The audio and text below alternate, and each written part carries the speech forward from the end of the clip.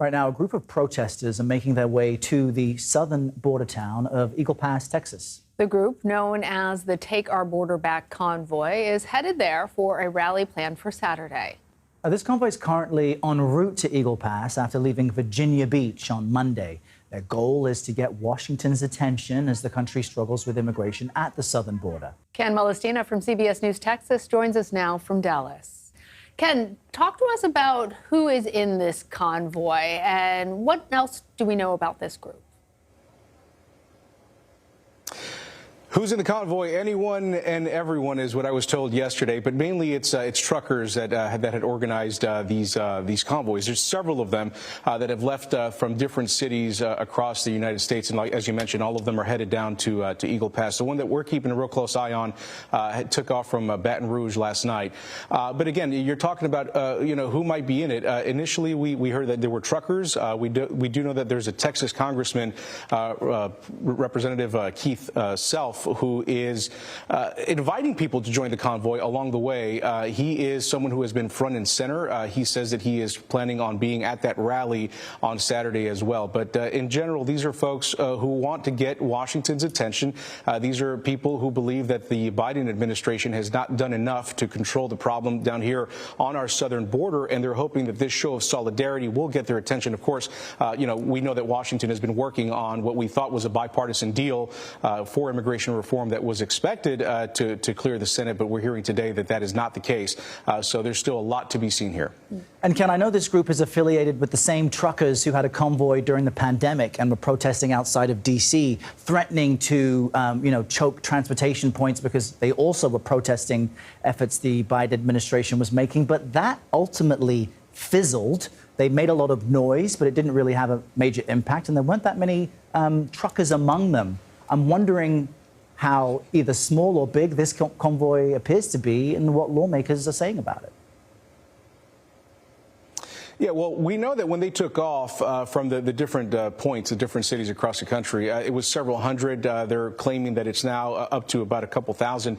But again, what you talked about, the folks who are participating in it, folks who brought with them threats, that has led to some concern now for border communities. Yesterday, the League of United Latin American Citizens, or LULAC, they put out an alert saying that these folks come with violence, and they're warning authorities along the borders and border communities, mainly immigrant communities, that these folks might target Hispanic communities and might bring with them some violence. So, that's been said. Again, the Representative Self from Congress, who I spoke to yesterday, said that that is absolutely not true. I can tell you that on their website, the convoy, Take Our Border Back Convoy, that's what they're calling themselves, they even have rules of ways that they should behave, and they encourage people to follow all of the laws, all of the regulations on the roads, and behave in a certain manner. So, on one side, you have LULAC saying, be very careful with these folks. They're saying that they believe that they're armed and that they bring with them some harsh sentiments towards immigrant communities. And then you have the folks on the convoy saying that's absolutely not the case. But again, that's expected to all, come to a head Saturday down here in Eagle Pass. And it's all supposed to culminate with a rally. But again, it adds to the tension that we've been seeing unfolding here for weeks now. Right. And again, we were hoping, we were thinking that we would see something in the way of immigration reform, but now, as of late, Washington is saying that's not moving forward. So we're waiting to see what happens next. Ken, I'm always surprised, I guess, by the size of Texas. I was just looking up the distance from Dallas to Eagle Pass. Yeah. Presumably, a lot of those truckers are going to be coming through your town there. Is Dallas doing anything in particular in anticipation of this convoy? And what do things look like at Eagle Pass now?